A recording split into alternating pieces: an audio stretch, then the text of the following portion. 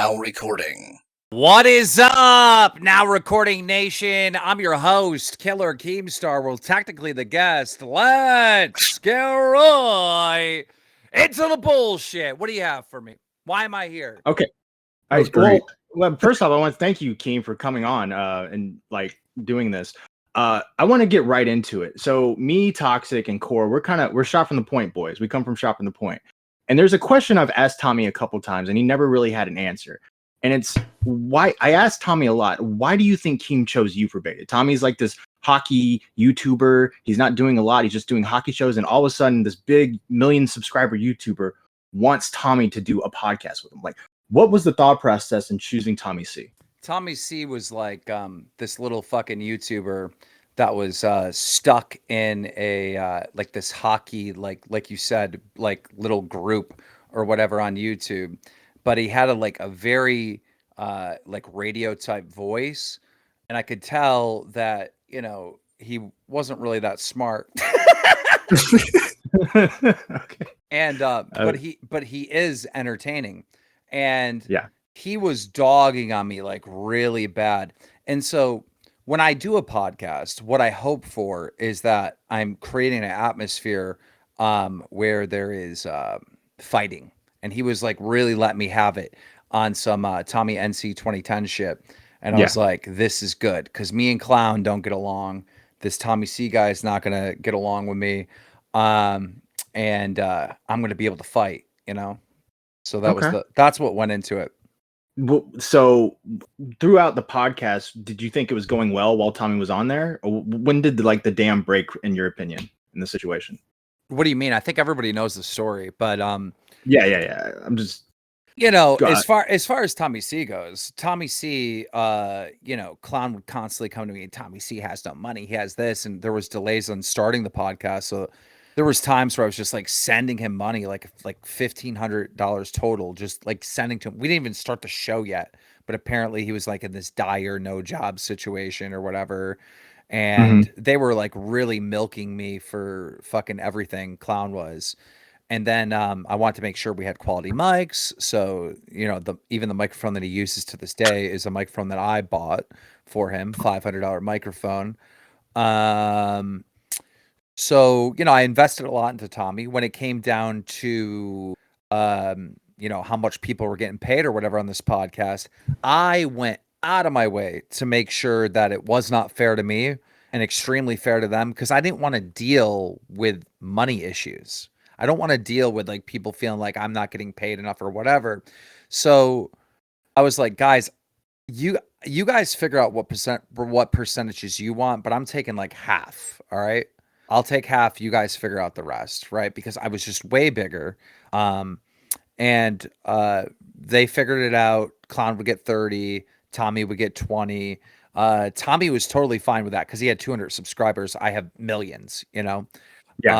Clown was happy with it at the time because again, I have millions of subscribers. Clown has fucking 200K or something. Right. Every episode that comes out, I'm promoting it. I'm pushing it. Clown can't promote it because he doesn't fucking upload videos. Tommy was doing his shit. He was promoting it and whatnot. But again, this is someone's channel that was created, from beta. He doesn't really have the promotional power. So Clown kept on trying to ask for more and more and more. And I felt like I was being very charitable to begin with, right? And being very nice to them. He kept saying, no, we need to do equal shares. And we should all get 33.3% and da-da-da-da. And I just fucking had it. And we blew up over that. And that was the fall of it. And then at the very end of it, because I was starting to, I was thinking about getting rid of Tommy at one point because he was just kind of like the laugh track. And, I didn't feel like that he was adding too much to it at the time. Yeah. He found out about that, and so he fucking went when the band broke up. He was like just all in. Keemstar's doing coke. He's doing this. He's stealing money. He's fucking like, Tommy C. The allegations and the truth are far from Tommy C's mouth. But he was spewing all these rumors against me, going to war with me. There was a time where Tommy C believed that he was like going to be bigger than me and beat me. And he built his own news team. His content was no longer hockey. All of a sudden it switched to its current form. And, I don't know. I guess there was a war, if you want to call it that. I got pissed off. He kept lying about me, and I would call Clown and bitch about it after the fact. But I guess there was a war, and Tommy C lost. Yeah. So now, present day, how do you feel about Tommy now? Now that the quote unquote war is over and everything, what's your opinion on Tommy now? I mean, not much has changed. I don't think I've ever hated him. I think my opinion's the same as fucking Tommy C. You know. Yeah. Well, like if he was like saying he was in New York or something, would you have him on the Keemstar show for like an episode or something? I've already had him on my podcast. I've had him on Mom's Basement. I've had him. Yeah. But I'm saying like like the Keemstar show, like in person, like would you have him on and stuff and do something like that, or is it just like more? I don't know. Okay. I don't know. I didn't really think about it. Okay. Well, yeah, the beta stuff's been talked to death. So do you think you're gonna get a pay raise, like from your I boss for trying to get him on my show? I mean, like, yes, 100%. Do you know how like really cringy and crystal clear that came across? Like that wasn't sneaky at all. Like, would you ever have my boss Tommy C on your show so we can get another like a little clout boost? Like, shut up, bro. That's so come on. lame. Yeah, you suck, man. You know what makes it even? I just want to make it you know what clear, makes like it even that's sadder, Keem? so transparent and lame. Shut up. No, I was all right. Well, I was just wondering if you'd have him if you'd hang out with him in person. Jesus, yeah, can you please get up from your knees and take Tommy C out of your mouth? It's going to be very difficult. I was gonna say what would make it even sadder is when you find out that Matt Pitt doesn't get paid or anything from Tommy, so he was just doing it. I know it actually for the sake of sucking cock. I know, it's ridiculous. Right. Maybe you need to stop focusing on the Tommy C and focus on the Beavers. Yeah, maybe. Yeah, maybe you're right. Well, okay, we'll move on from the subject. Something that's not talked about a lot is your news team. I've heard a lot of good things from Tommy C about your news team. How do you craft your news team? How do you find the people that you find to work for you? Stuff like that. Because I never really hear you talk about stuff like that, and I like to hear about the inside. Over the last like I don't know 6 years or something, my news team has never been more than 3 people. I don't have a bunch of volunteer people. We just started that kind of on the Keemstar show. We built like a little like fan supported like news team over there. What am I supposed to say about it? Like they're good, you know? I was wondering, because Tommy speaks highly of them. You don't want a lot of people when you have a lot of like, volunteers or whatever that are helping out. You end up putting a lot of dumb stuff in the chat and it's not vetted and there's no real research and you really don't want that. I've had both at the very start of Drama Alert where I had a massive news team, aggregating like a ton of fucking news coming in. And that's how you get to the point where, there was a mistake where there was a Google Doc that was supposed to be vetted or whatever. And, this random guy who's like volunteering for Drama Alert way back in like 2015, I believe, is putting a fucking, there's a pedo on Twitch. He's out of jail and he's doing all this like crazy stuff. And like, that's how you end up making mistakes is by having your news team organized that way. And that's how we ended up making the mistake with fucking with Tony.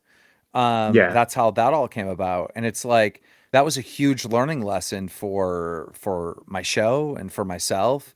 And it was like, dude, like more is not better. Just quality people, which is literally impossible to find. But I have with Gino and Josh Pescator for quite some time. Very loyal, good person. And obviously there was a falling out with that, which I think everyone knows about. I've just only had a few people. Right now, the Drama Alert news team is technically one person. It's just Gino. I don't really need anything else. I don't think Gino's missing anything, And if he does miss a thing here and there, I've seen it, It's not like we're in a situation now where we're missing stories and I have one person on the news team, Yeah. Okay. You spoke about the RSGlory AndGold stuff. I was in the Keemstar server, and I think you were telling the story recently. Is there any way you could go into like detail what happened behind the scenes in that situation? I mean, it's a long one. That And it's fucking sad. And it's Okay. he just recently passed away, and I don't want to be disrespectful in any way, but at the end of the day, this is the truth. How's my mic quality, by the way? I want to make sure I have the right mic It's settings. good. Okay. you sound great. Okay, You sound good. great. Much better than ours. So Yeah. obviously everybody knows the story where we've, reported the wrong guy was a pedophile, escaped from jail, and all this stuff. And Keemstar made an old man cry.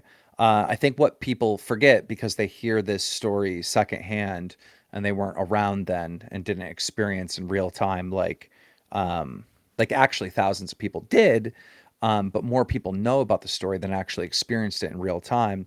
The part that they're missing is Keemstar exposed Keemstar. I broke the story that I got it wrong. The video was up for a couple hours. I offered the guy my full check that month from YouTube, which was $20,000 to make amends for his 2 hours of harassment that he received. And he didn't want that. I offered to fly him to a RuneScape event. He didn't want that. All he wanted was my friendship. I cammed up on Twitch with him. I played RuneScape with him. We were cool. We were friends. Even though I took full accountability and did everything possible to make things right, I took a beating from the internet at the time. It was bad. One of the few people that stuck up for me was Leafy, who was actually fair and balanced in the situation. Was like, look, dude, Keem's doing everything he possibly can. He fucked up. Everyone else was like, how dare you? What, you're a horrible person. It's like, it is what it is. There's a lot of talk about accountability and saying sorry and all that shit online when people mess up. But even as far as back as 2015, saying sorry gives everybody a green light to tee off on you and just start fucking hammering you hard. And I knew that. But I just felt it was the right thing to do.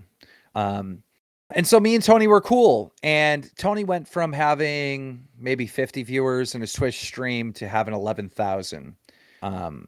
Donations were coming in, all that. His RuneScape stream were now this massive success, and he was a celebrity for, like 6 months. And the whole community, because he was a victim by my fuck up for my show, supported him.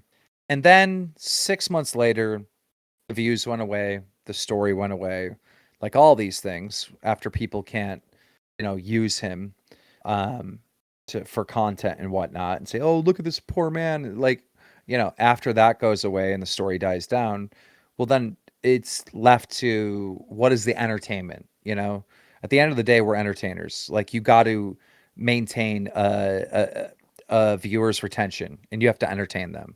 And once the market had a correction after the huge boost of viewers and whatnot because of the story, Tony was left with like 100 viewers, 80 viewers. And he was looking for a way to get more attention, get those views back, and whatnot. So he would ask me for advice and help and this and that. And keep in mind, I owe this man. I got that story wrong and really, fucked with him, and I felt guilty about it. So I'd be on the phone with him for hours. And Tony, the guy, the nice old man that you see on YouTube, is literally not the person behind the scenes, like just swearing up a storm, like just like a Really? like an average, like fucking, Old man. I hate an average old man. An average dirty old man, but I don't mean dirty in the sense of he's like a P word or anything like that. That's not what I mean at all. But, Yeah. Dirty mouth old man. Yeah. F this, F that. Yeah, I want to get some fucking. It was crazy. It's like night and day. But anyhow, that's who he was. So I told him I have a friend in Kansas City. He's from Kansas City. I'm going to Kansas City. I'm going to do a fan meetup in Kansas City. And when I'm out there, we're going to meet up. We'll do some collaborative videos together. And so we had a time to meet at where I was doing the fan meetup, but the day before, to make some content with him. He didn't show up, and he doesn't owe me a collaboration. I was doing that to help him. So I wasn't sweating. I wasn't pissed off that he didn't show up. And I do the fan meetup. It was awesome. Like 500 people came out during a fucking snowstorm, believe it or not. Took pictures with everyone, whatever. I get back, a couple weeks go by, and he puts out this fucking tweet that goes, Keemstar blew me off. And I'm like, wait, what? Bro, I just lost it. I'm like, that's not true. Like, what the fuck? That is not true. So then I countered back on that and said, that's not fucking true. That's bullshit. I was trying to meet up with you. And then he spun it. Oh, you were trying to meet me at a bar. You weren't trying to meet up. You weren't sure. Like all this other fucking weird shit that he could have said in private, and we could have made different arrangements and whatnot. And from there, he realized after he complained about me not meeting up with him and blowing him off, now he was getting attention again. Now he was getting views. So, dude, it was like fucking every fucking like week, it was Keemstar this and Keemstar that, and just using my name. And every time he would use my name, fucking, I'm fighting with people during this whole time, right? Like fucking all different types of content creators. All right. They got a lot of stuff that they use against me. One, the Alex thing, and the other thing is this Tony thing, right? So like every time Tony says something, he automatically gets support if he says something negative. So years go on of all this, and he kept making these false claims that my fans throughout the years were going and calling him a pedo. None of that is true. Like my fans are not doing that. And every time he made those claims, people believed him. The people that don't like me actually believe that, my whole goal in life is to keep harassing this guy. Like it doesn't even fucking make sense. And when I would try to argue against it or make Twitter videos calling him out, saying he's clout chasing or whatever, people would be like, well, you falsely accused him of being an old man. Of course your fans are harassing him. I'm like, that video was uploaded for 2 hours and taken down with a full fucking longer video apologizing and explaining how this is fucking wrong, a full correction.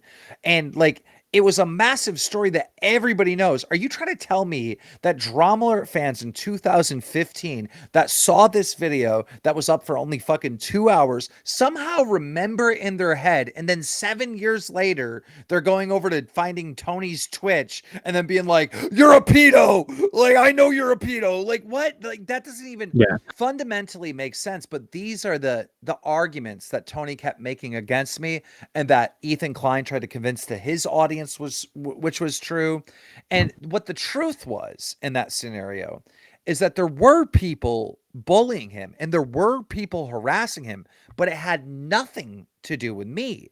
There was a group of people that catfished him, that claimed to be either an adult woman or an underage woman. It's all kind of unclear and I don't know the facts, but there were people trolling him and fucking with him, right?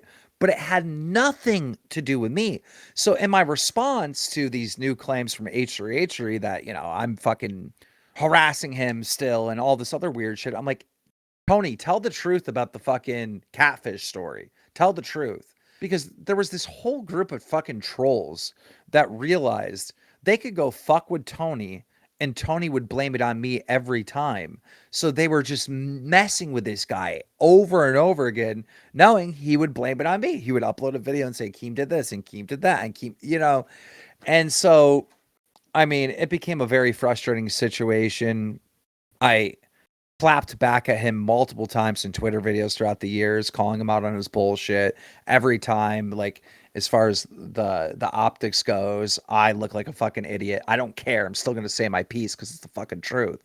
When I found out that he was dying, it was like, fuck, bro. Like, I've been fighting with this asshole for fucking years who's been lying about me and all this stuff. But at the end of the day, we have such a connection because of everything that happened. I don't really want him leaving this world still mad at me. So I fired a tweet to him and I said, look, dude, it's not my fans that are bullying you. I don't want you leaving this world being still mad at me. And we made peace probably about 2 weeks, 3 weeks before he actually passed away, which I felt good about. Oh, wow. I didn't know that. Yeah, it's public. It's on Twitter, unless they deleted it. But another thing that I found out during all this is Tony kind of had handlers, Maybe Tony himself wasn't the one always gunning for me. It very well could have been The handlers. the handlers, right? You know, the nephews or whoever the fuck these people were that were running his Twitter, running his YouTube and all that. You know, who knows? For all I know, they're gassing him up saying, we have to go after Keemstar. Keemstar is the one doing this, you know?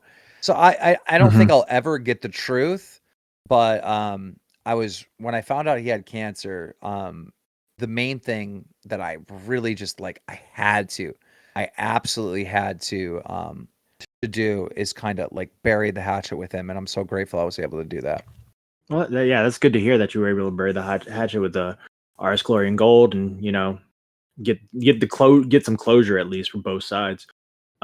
Speaking of someone close to you who was close to you, Only Use Me Blade has been having a lot of issues for quite some time. Like with his IRL streams, there's been evidence of his leg is going gangrene at some point. Sometimes with diabetes, he has diabetes. You were very close to Blade for quite some time. I know that you have tried to help him a couple times, definitely. Have you talked to him recently about his issues or anything? Well, has he reached out? I talked about it on my podcast, the Keemstar Show, last night because we were going over the cheating thing, and his girlfriend allegedly cheated on him or some shit. I don't fucking know. He's surrounded by bad people. He's still drinking. Has a whole huge health issue and alcohol issue. And he did call me last night, but unfortunately I was busy and I couldn't take the call. And no, there's no point of talking to him about any of this because he'll tell me everything's fine. You know, like Blade will tell me like, oh, I haven't drank in a week. And like I can literally see like VODs of him streaming the night before, getting wasted, saying the N-word or something, you know? So it's just, it's like one of those things. And Blade is not racist. I'm telling you that right now. Like, I know him. He is not racist. But when he gets drunk, he says the N-word. You know what I'm saying? And they say like drunk sayings are sober thoughts or something like that, but that's not true. Like, that is really not true. And I know for a fact that's not true because of Only Use Me Blade. Because he's like literally two fucking people. I swear to God. Like, sober Blade and drunk Blade are so incredibly different. It's wild. But yeah, I don't know. It's just a sad situation. Yeah. Have you ever thought of because you did a documentary on Fuzi. Have you ever thought like a long form documentary on someone like Only Use Me Blade or anything like that to maybe try and like, I don't know. I don't even know how that would help him. That would probably make things worse because it'd give him money. It would just make things worse. So I don't. I was also gonna say, like, I think Keem and Only Use Me Blade are a bit too close for that kind of thing. While he's still going through his problem and everything, for you to be the guy that does it. You know what I mean? Yeah. Fair enough. I just think that that's like the only guy I could see really do that. You know, Keem, like, to do a documentary on Only Use Me Blade, someone needs to be close to him. You know, to truly get who he really is. You know, behind the scenes. But I don't know. The thing with Blade is he basically documents his life already. So I don't really think there'd be a point in doing that. Yeah. You could do a retrospective. Yeah. Well, yeah. I just would like to see like why is he still doing the stuff that he's doing, you know, something like that. But mainly the reason why I'm asking is the long form documentaries, the one you did on Fuzi was some of your best work in my opinion on Drama Alert. And I know there's been talks of like a Gabby Hanna documentary. I think there were talks for a little bit on a Wings Redemption. Are you still looking into doing stuff like that, or is that kind of like been pushed to the side? I never seem to have like the retention to do something like that. Because when I did the Fuzi Tube documentary, the videos were recorded, they were edited, and they were uploaded within 24 hours. And that's how I operate. That is how I operate. So, you know, I don't think anyone's doing a documentary and like putting a whole episode of a part documentary up in a day. But that's how I operate. Like, it's got to go out. Like, it's like, so I don't know really how to do anything slow. The meme of you don't know how fast I am, how fast as fuck boy is so real. Like in every aspect of my fucking life. Like, I don't know how to play the long game or operate like on a project like that, because just the thought of it and capturing this and capturing that and doing this long form stuff drives me fucking insane. I never ever ever want perfection, and I don't get along with people that want perfection. All right? I want to get it done, right? And I want it to be good, but I don't want perfection. In fact, when I see perfection, I don't even like it. Really? Okay. That's interesting. Okay.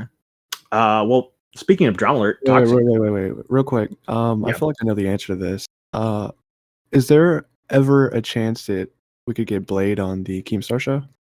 Now that Salvo's gone? Possibly. Really? That's not what I was expecting. Okay. But yeah, we was gonna talk about drama alert. I know you talked about it a little bit on different streams, but like, what's going on with like the YouTube side of it? I know you're on Snapchat now. That's doing well, you say, but what's going on with YouTube? I mean, what do you mean? Do you honestly believe that there's enough stories within a day or even within 2 days to make a drama alert? Maybe not. What if you did like one a week, like a 10 to 15 minute episode a week? Then you do one a week and you cover all the stories. All right. Here's the problem. Kids on TikTok, the Twitter people, the Instagram reels, that they've already beat you to the story. You know? It's like it's not like it was. You know what I mean? It's not like this short form content is king because you do a search on TikTok or you do a search on YouTube and you get the story or whatever you're interested in right away.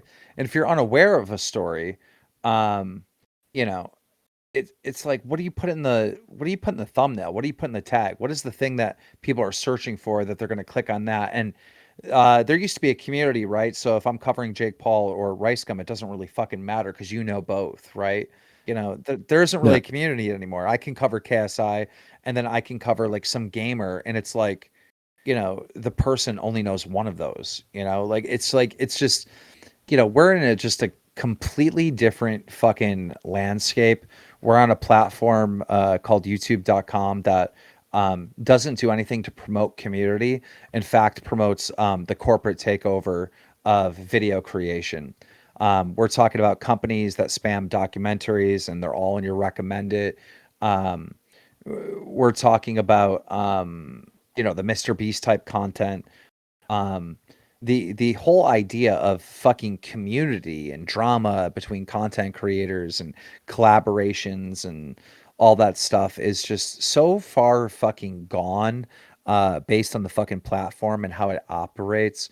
And we don't really have an opportunity as viewers to even become fans of people anymore. You know, it's not like it was. It's Yeah. a And I guess saturated garbage. I wanted to ask you a question, right? You mentioned, you know, short form content is king now, right? And maybe you would know. Have you seen because I've heard people say this before, that people are developing with content and watching content, they're developing a shorter attention span for things like this, right? Yeah. And obviously you've been in the field for a long time. Have you seen that? Like your viewer attention time go down if you put out a longer form video than what it used to be back in the day? No, my retention has always maintained like 80%, 70 to 80%. So if somebody watched a drama alert video, they watched almost all of it, on majority. And I've always maintained one of the highest retentions on all of YouTube. And that's because I never let you get a chance to get bored.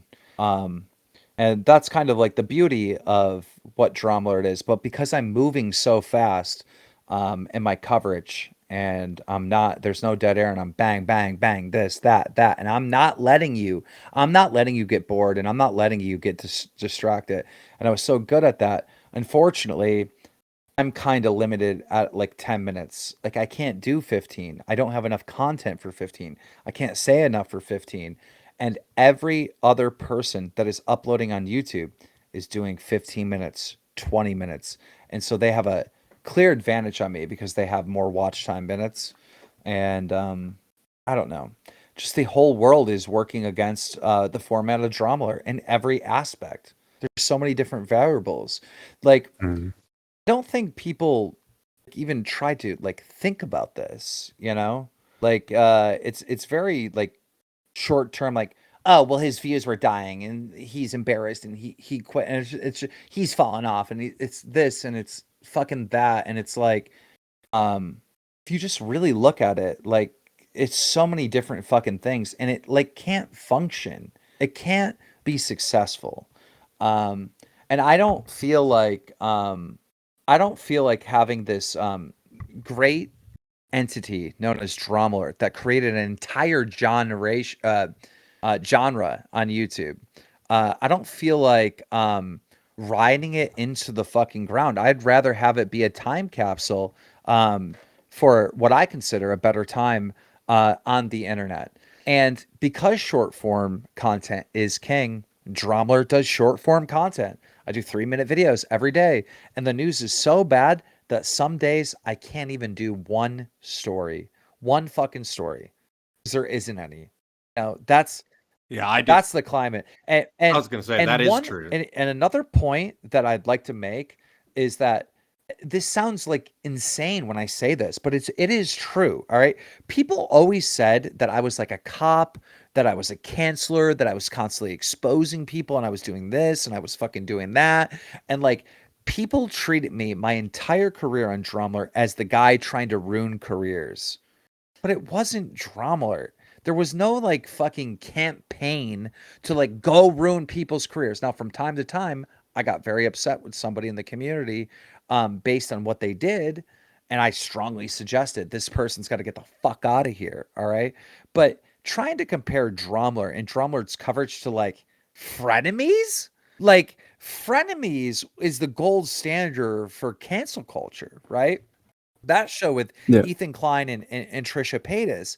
And that era of fucking YouTube when frenemies was going on, when cancel culture is at its all-time peak, and it's still here to this day. That is another huge thing that fucking killed the community and by return killed Drama Alert. You know, there's no James Charles, there's no fucking Shane Dawson, there's no fucking this person, that person. And because all these people get erased and they get knocked the fuck out, Jenna Marbles just leaves the platform. You know what I mean? Like, because all these people get fucking taken out left and right, everyone else is like, bro, I'm not being myself.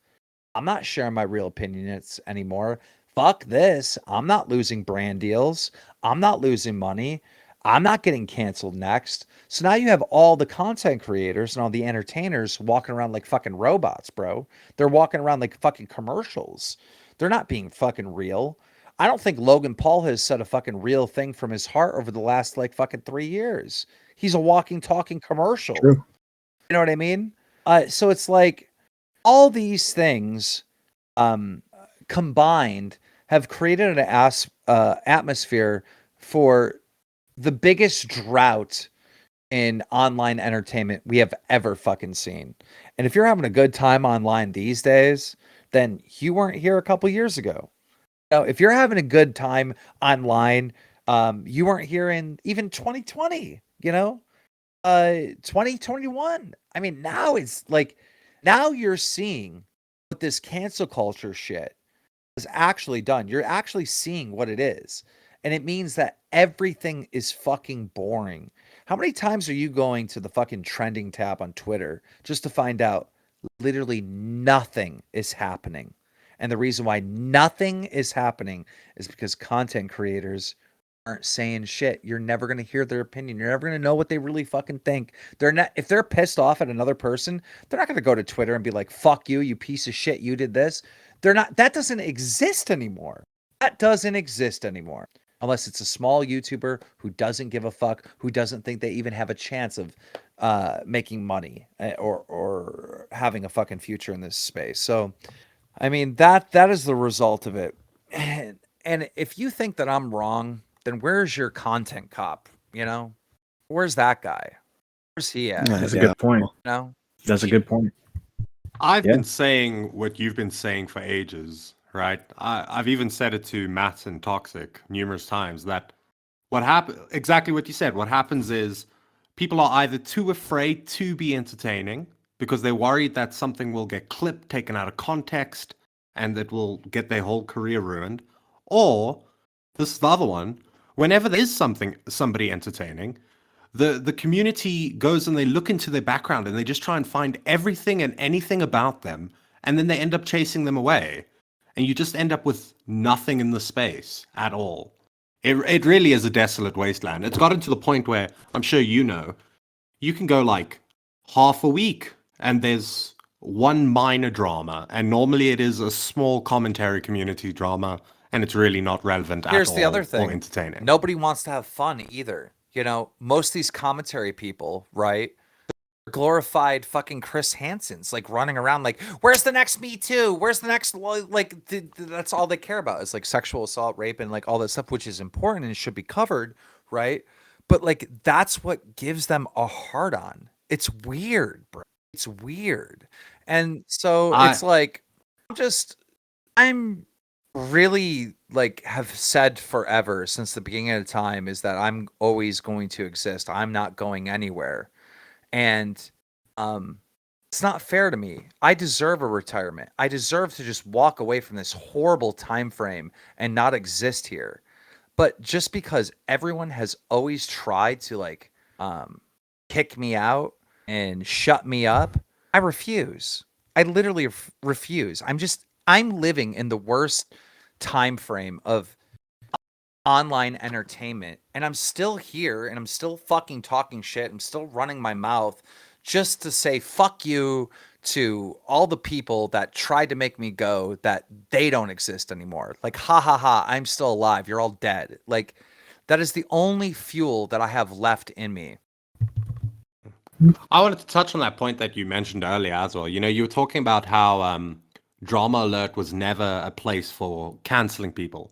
100% agree. I remember back in the day, you used to go watch Drama Alert because it was a central place for getting the news online. And then what you would do from that is there was no, yes, there were the small groups of people that would go out of their way to, you know, do awful shit to people and try and cancel them. But the majority of people, what you used to do is you'd go to Drama Alert, you'd see what the drama is, and then you'd know where to pay attention, and you could watch people go back and forth and see them fight it out, duke it out, that kind of thing. You know? But like, that's really how what many was entertaining times? about How it. many times? And I know that I have done this. All right, I'm not saying that I've never done this, right? But how many times did I actively say, "Fuck this guy, guys, we got to get this guy out here," or whatever? How many times was I involved in the canceling? Now, again, I'm sure I have done it on my platform. It was so fucking rare that I can't even think of an example. You probably maybe could count on one hand, maybe. It's like the time. I didn't think it was fair that my show got labeled as like cancel culture, and my show got labeled as the ruining careers and going after everyone. I didn't like that because what I was reporting is shit that's publicly available. This is what's happening. This is what this person said. This is what this person. I was giving a platform to things that were happening in the community that were entertaining, whether that be extremely negative, extremely funny, whatever, you know, that's it. You know, it's like, and my platform, Drama Alert, did a lot of good. I mean, we put motherfuckers in jail that needed to be out of the community.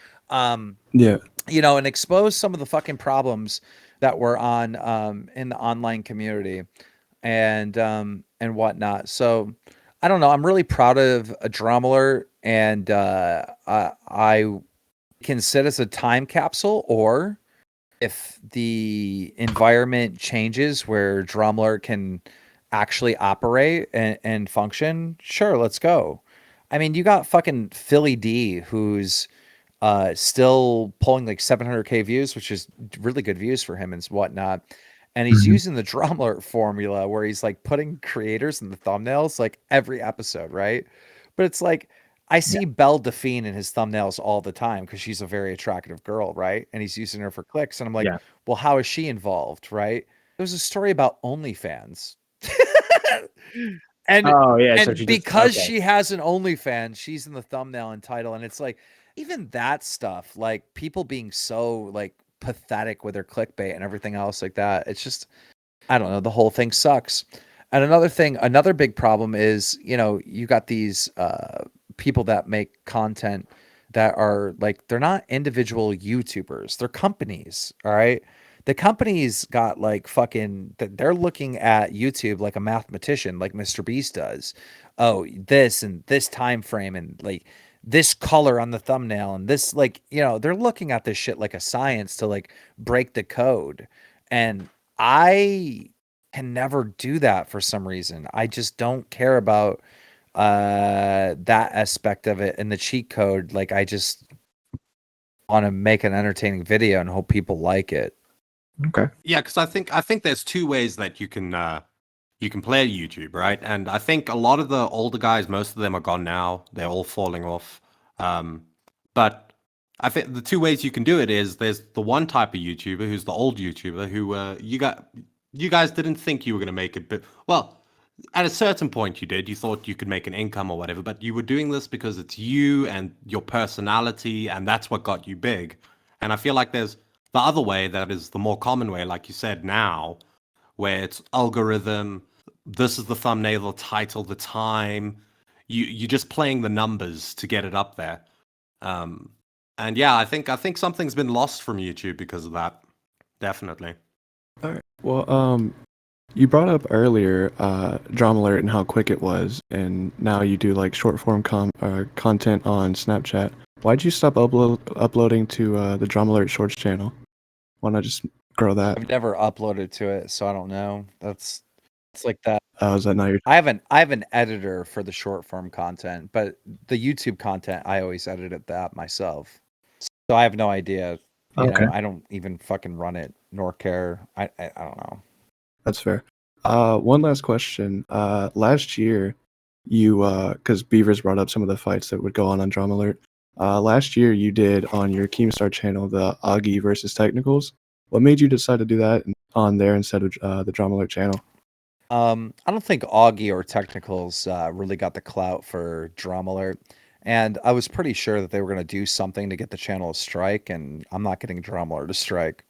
Well, maybe you could have did it pre-recorded, and then if it went too far, then I think it would have been better as a live stream, though. all right. Well, okay. You know, see, Yeah. you put layers on this, like do it pre-recorded, do this and do that, and it's like, why did I do that in the first place? Just because I was bored, I thought it would be fun. So I'm not really like putting, you know, you got content on the brain. I have personal entertainment on my brain at all times. I don't have content on the brain. You know what I mean? There's the difference between those two things. Yeah. Right. All right. I think we should move on to the Salvo stuff I wanted to ask about, because it took a very unexpected turn that I didn't see coming. Your girlfriend and you were on stream on the Keemstar show. Things got very emotional when it came to Salvo. A lot of people were saying before the show. Speaking of the devil, up- he's texting me now. Oh wow. So okay. Go ahead. Well, no, I was saying before the show was before when you tweeted that me and Salvo have made up, everyone was thinking, oh well, this drama's fake. They're faking it. People were tweeting out, all right, they're faking this all. It's all bit. It's all. So can you say, like, was any of this like orchestrated at all, or was this all natural? Like, was this a real fight for the people that were criticizing if it was a bit or not? Are you saying we do bits? Like, what are you saying? What? No. Well, people were tweeting out like this is fake. This is fake. Salvo versus Keem is fake. So I was just wondering what's your answer? I mean, to that, those to people that are saying that are trying to, like, literally, like, they're mad that my show's like as successful as it is. Like, that is the blackball. Like, this is fake. This is fake. Like, all those people are literally upset that, you know, me and Salvo sucked the oxygen out of this fucking entire community. I'd be mad too. I mean, fair enough. I mean, it's been a pretty entertaining show so far. You and Salvo have had a really good chemistry on camera. Here's the thing. So we're very much alike, and you know, we both have big egos. I try to keep mine in check. He lets his fly, and it just caused us to clash a lot. You know, he said something that wasn't a lie, like, oh, that show that he didn't come with the snowstorm would have been better if he was there. And it pissed off me. It pissed off Brantley.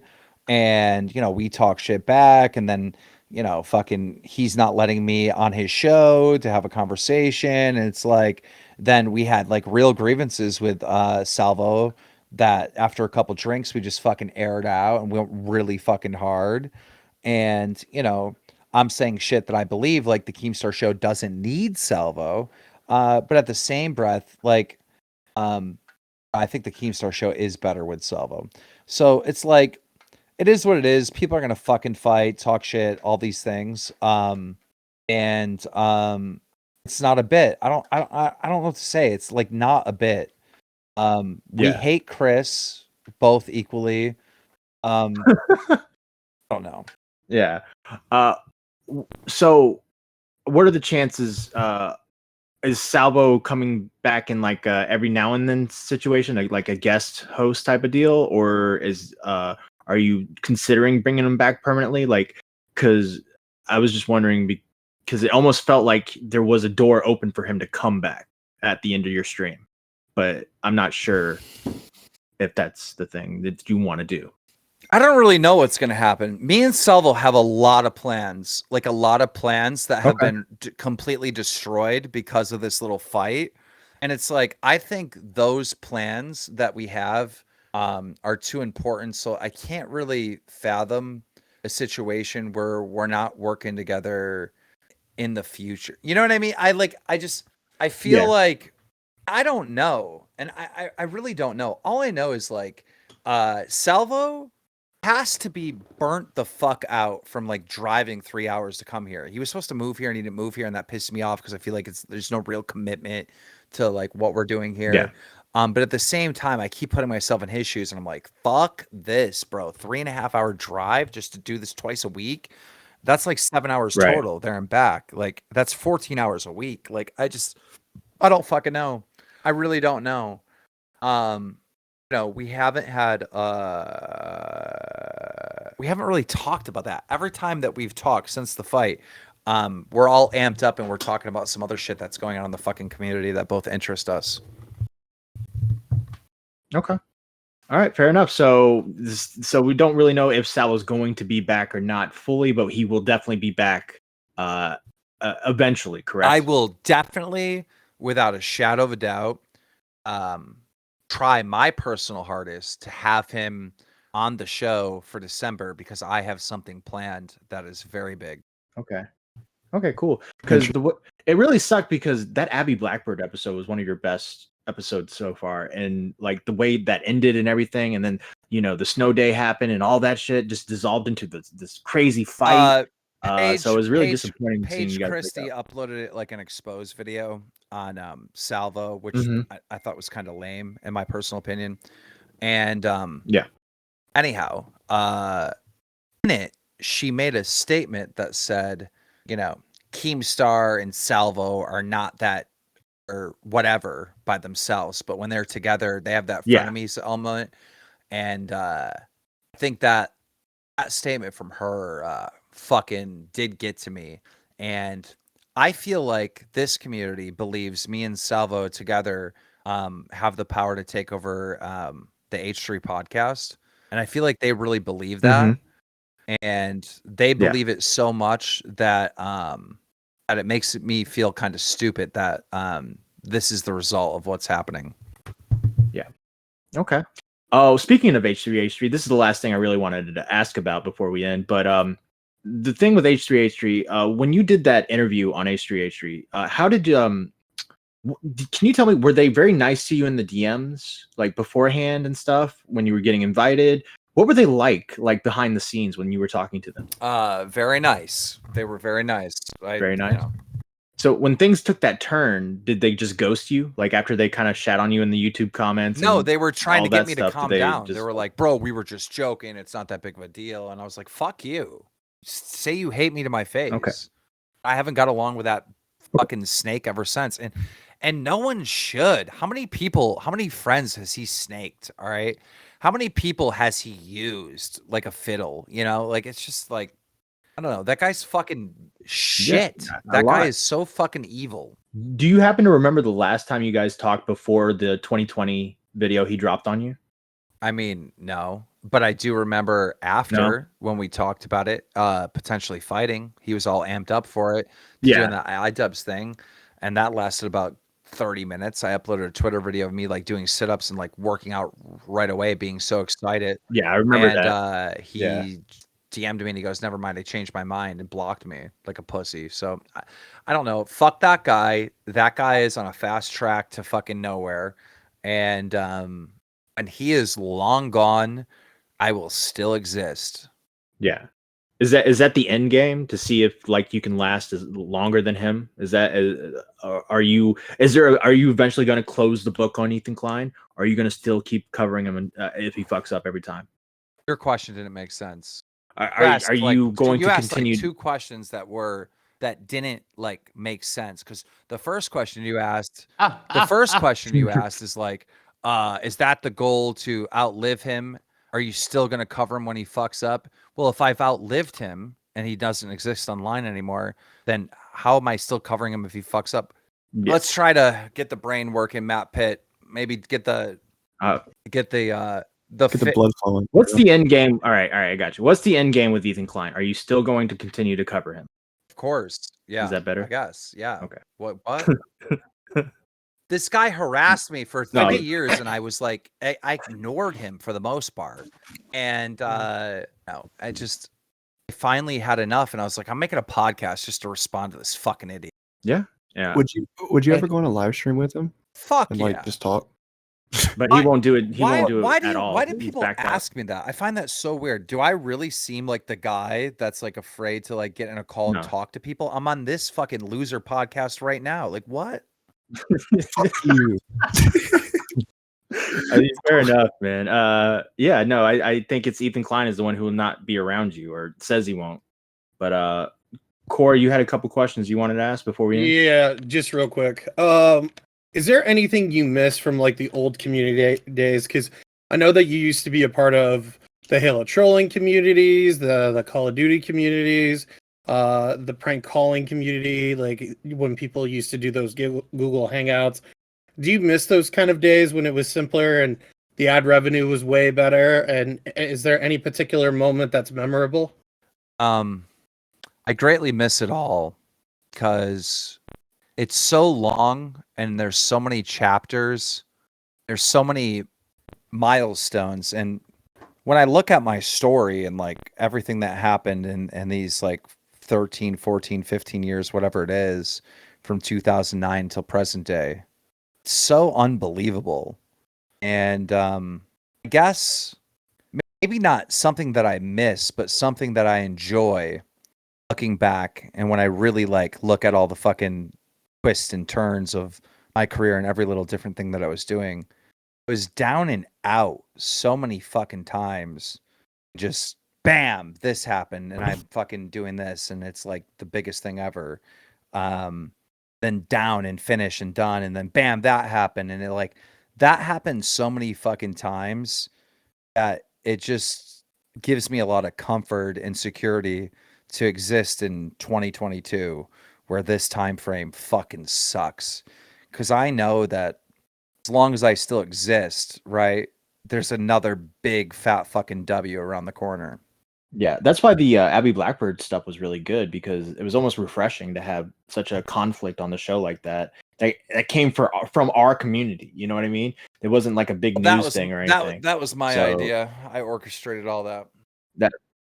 Great idea, because that's the, I don't know, like the whole Abby stuff started like, I guess, on this show and like in this community. So like to see it like end on the Keemstar show was very surreal. So, but Toxic Beavers, you got any other questions, guys, or are we done? I have a couple that I can just run through real quick, just like really quick, rapid. Back to beta. There was a tweet that went out earlier this year, a couple days before April Fool's. Was that like a failed April Fool's joke, like mistimed? It was coming back, or there was an update coming soon? What was the tweet? I think it was like update soon, and it was like on March 28th. It was like March 28th. Update on baited soon, and then there was no update ever. Oh, okay, I know what that is. Okay, there's going to be an update soon. I guess. Okay. All right. Well, which baited crew did you prefer? I would say probably the original one, of course. Yeah. Oh wow. Okay. One more baited question because I love baited. Wait, what the fuck was my baited question? Good one. Way to Oh. go, Toxic. You're choking up while Keemstar's here. Fuck up. All right, well, fuck that question. Which of like your previous podcasts is your favorite?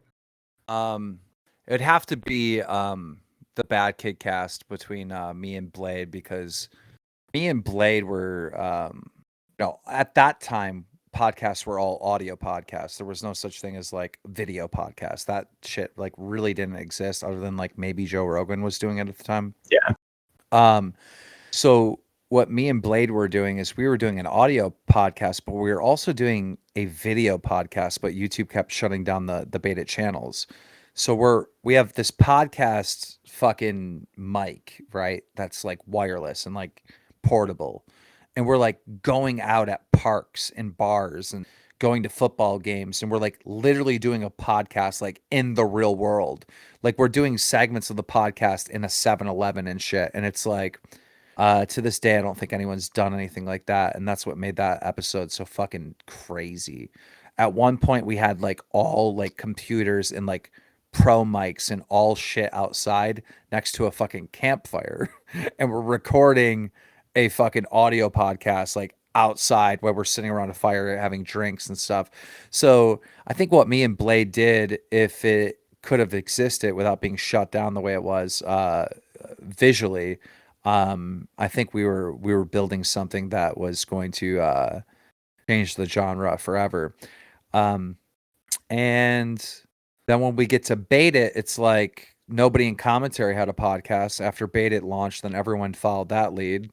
So we're the leaders in that. I mean, even Ethan Klein, right? He was our guest on Bait It before he started his own podcast. So, you know, I think he did mention something about like Bait It inspired him to do his own show. So, you know, I'm proud of that one for being the leader that it was. Me and Banks, like, fuck, those episodes on his YouTube channel when we ran the pilots all had 2-3 million views.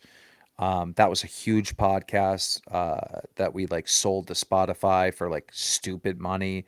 So like all these different podcasts broke ground, did something amazing. None of them are L's in any sense of the word. They all kind of changed the landscape a little bit, and they did something that no one else was really doing. So I'm proud of every single one of them.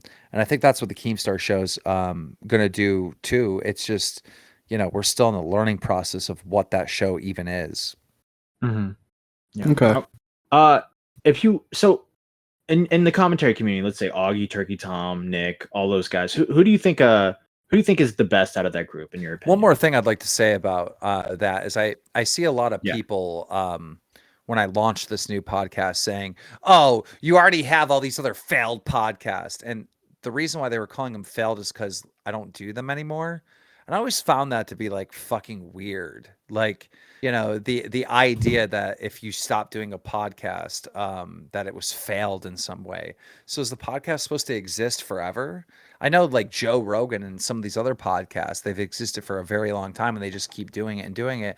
But I don't think doing it forever necessarily means success. You know, I think, you know, times change. If I was still doing fucking, the Bad Kid cast with Blade, well, shit, that would go down fast. Like, and look at Blade right now. If I was still doing Bait It, you know, there'd be no content. There'd be huge gaps because Clown doesn't show up to work.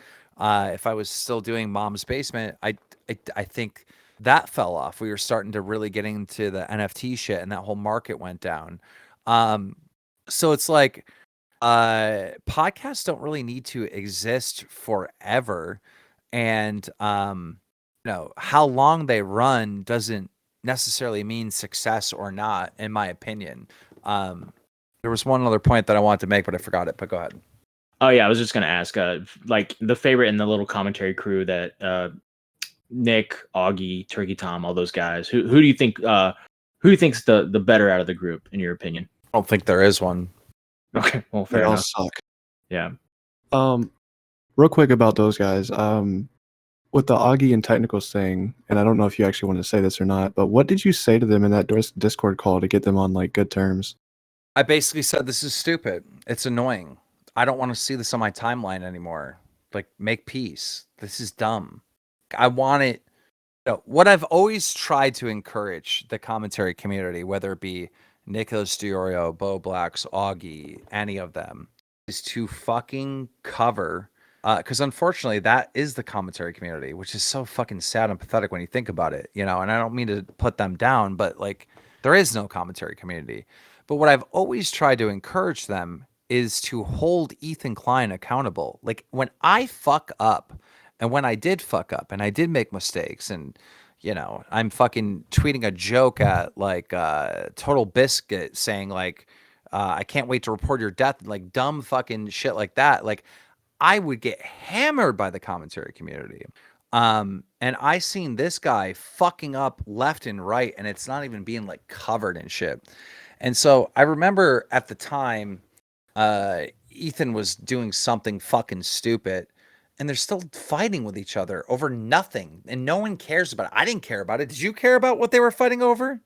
I didn't give No, a I was fuck. kinda gay. Like, and it was like, this already played out for like a month. So I brought him into a call, and I'm like, y'all need to focus on something else. I don't want to go to Twitter and see this dumb shit anymore. I'm getting bored with it. So kind of like what I told them is like, there's no ground to gain. Technicals, you're not getting any new fans. Augie, you're not getting any new fans. Nick, you're not getting any new fans. Like, nobody, there's nothing to gain by fighting over and over again. You're just annoying all your followers because everyone was bored with it. And then I came up with the little peace treaty that everyone had to sign and everyone had to tweet out, and fucking I thought it was fucking hilarious.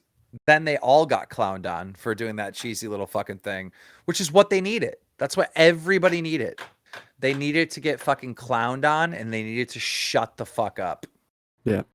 One last thing I want to like quickly go into is like boxing. Would you ever box anyone? I feel like I've answered this so many times that you already know the answer. Good one. It's Okay, so outside like, Why are you fucking asking stupid. this? He said Outside- Ethan. Dude, every time he's on outside- stream, Are you someone gonna asks are him that you fucking question. like Yeah, are you okay, gonna but outside ask of me Ethan Klein. like what my name is next? Like, what the fuck, bro? Well, okay, the Oh. boxing.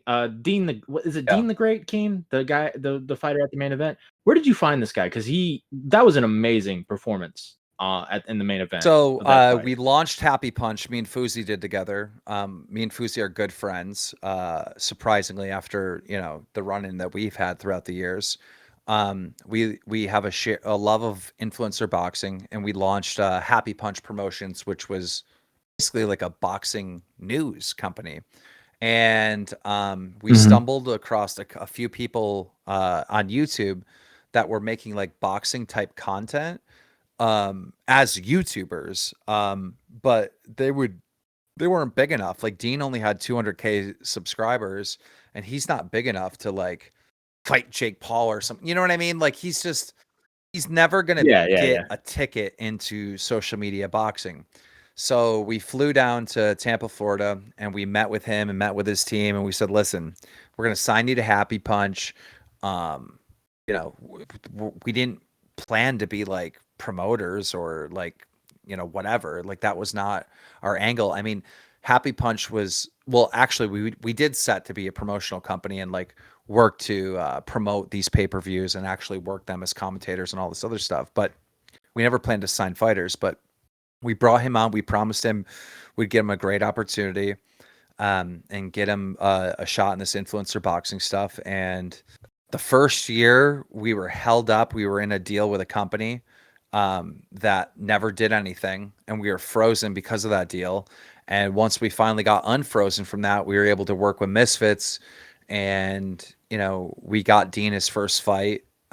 Evil Hero knocked him out real fast, and then they wanted to put him up against a real challenger.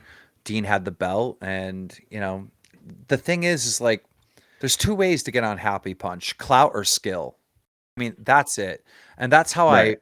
that's how I ran Friday Fortnite. That's how I ran, all this stuff, right? Like, everybody has to have fucking value to be backed by me. I'm not co-signing I'm not co-signing anyone. I'm not helping anyone unless you have, unless you're worthy of help. And Dean was one of these people that was very gifted, not just as a self-taught boxer, but as a content creator. One of his videos on YouTube before he was even signed to YouTube or Happy Punch, he was in a parking lot and he'd have his fans meet him in a parking lot and they throw gloves on and they punch each other. Well, somebody called the cops. Cops come and the cops are like, oh, kids aren't fucking doing gang related shit. They're just boxing. So fuck it. Cop throws on the gloves and boxes Dean. And that's the video that we see. It's just shit like that. Like, he did another video where, him and his boy are sparring in an elevator and then the door opens and people are like, wait, what the fuck? Just shit like that. So, he's a fucking star. Yeah, that fight, he was done for. He was losing badly in that fight, and to turn it around the way he did was very remarkable and shows how truly talented he was. That's Dean's second fight. The guy that he fought is a Golden Gloves champion. That's insane. Because obviously the guy he fought, you could tell was way more talented than him. And I was wondering if he was fighting an actual boxer or not, because they both looked really good, but he looked way better. And how he was able to come through. Golden Gloves, bro. Was amazing. So we're gonna run it back to that kid, but we're not gonna run it back right away. I want both these guys having a couple more fights, and then we're gonna run it back. And my guy Dean's coming back on top again and again and again because he's fucking good. Yeah, that is a remarkable fighter. Cora, you said you had like a rapid fire you wanted to do. Yeah. I got a couple things real quick. Is Mom's Basement officially done, or yes. Are you just not willing? Okay, that's official. Nice. My rapid fire questions. It's just who, if you're close with or friends with any of these YouTubers, just say yes or no. Yes. Mr. Beast. Only use me blade, obviously that's a yes. PewDiePie. Well, no. I haven't talked to PewDiePie ever since he left Twitter. I would talk to PewDiePie through Twitter DMs and only. Vanos or anybody from that crew. Moist Critical. I talked to him. Anything for views? Yes. Kavos. Adam22. Yes. Kostev. Wow. Okay. Hey, who? Woody's gamer tag. Kostev? Kostev. Oh no. KOSTFF. I hate that Team kid. Caliber. No. I was gonna say you talked to him. Crazy. No. Woody's gamer tag. Grade A under A. Periodically, yeah. Yes. Nerd City. Scarce. Yes and no. I guess I don't know. We DM from time to time. Paul Brothers. Actually, Jake, not Logan. Logan hates my guts. Oh, that's interesting.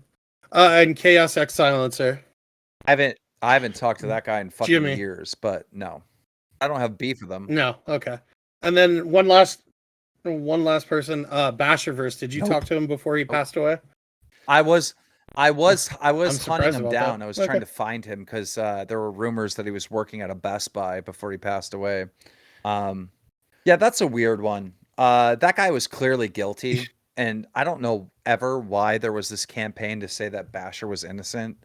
But regardless, he got such a beating that I didn't feel like he was a danger anymore. And there were times that I was trying to help him, Yeah.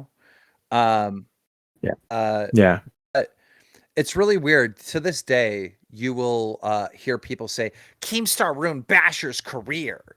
Keemstar did this, and Keemstar lied about Basher. And it's like, dude, you're not a little kid anymore. You know that's not true, right? Like, I don't... No. Well, yeah, fair enough. All right. I had one last one. What about, and have you talked to, or do you still talk to Alex? Yeah, good one, Keem. Good one, Core. Good fucking job, Core. Audience who left. You fucking good job. Oh my god. All right. You're a fucking idiot. All right, cool. I'm gonna stay quiet this whole fucking podcast. I don't want to say a fucking word to that guy. I'm gonna stay quiet this whole time. I'm gonna stay quiet this whole time. Look at you, coping. Hey guys, can I talk now? I'm gonna ask some questions now.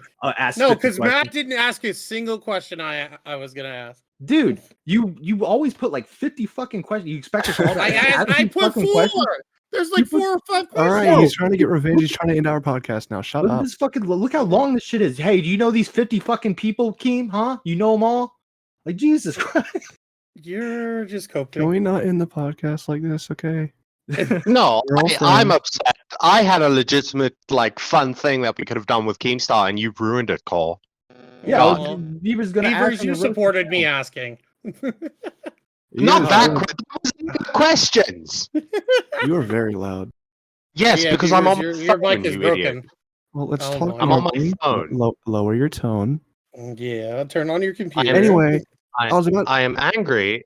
No, I am angry because I was going to ask Keemstar to brutally roast our podcast, and I think that would have been the most entertaining thing we got out of this. But now I can't do that. Too late. Too late. Too Too late. late. Oh, well.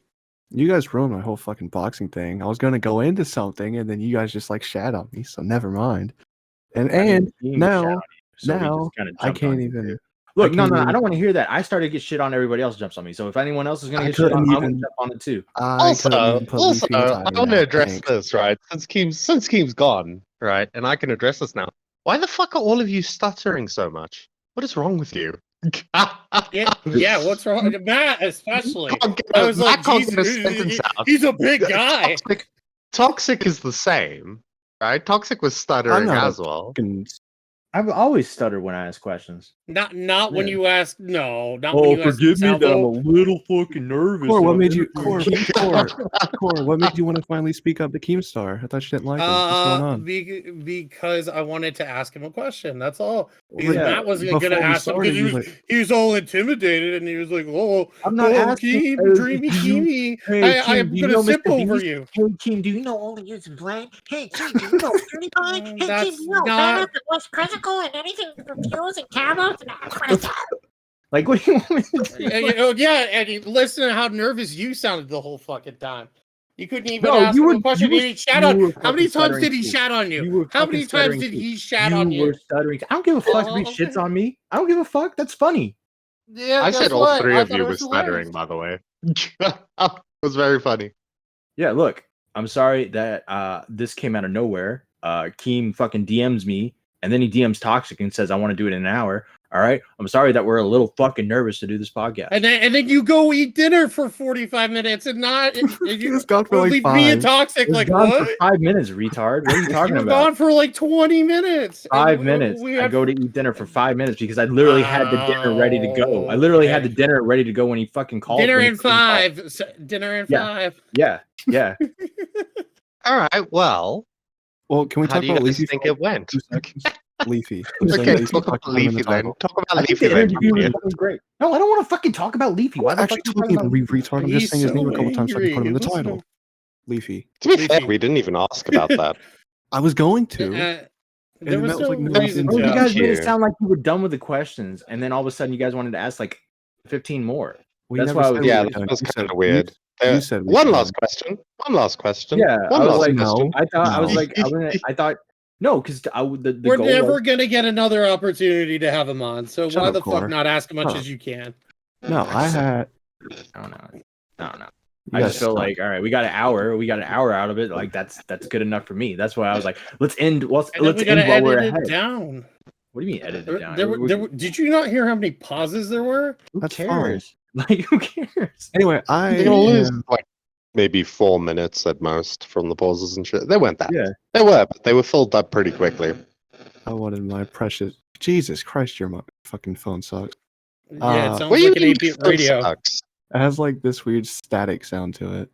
You know what? It's like a CB Fuck radio. you guys. It's like I'm crackling. leaving. I'm pulling a key. Bye. All right. Let's see. Unban Leafy. Leafy did nothing wrong. Are you okay? All right. I want him in the Thank- title. Thank you for listening You're to gay. Now Recording. I'm Matt Pitt. That's Core. That's Toxic. Beavers left. I hope you enjoyed this interview.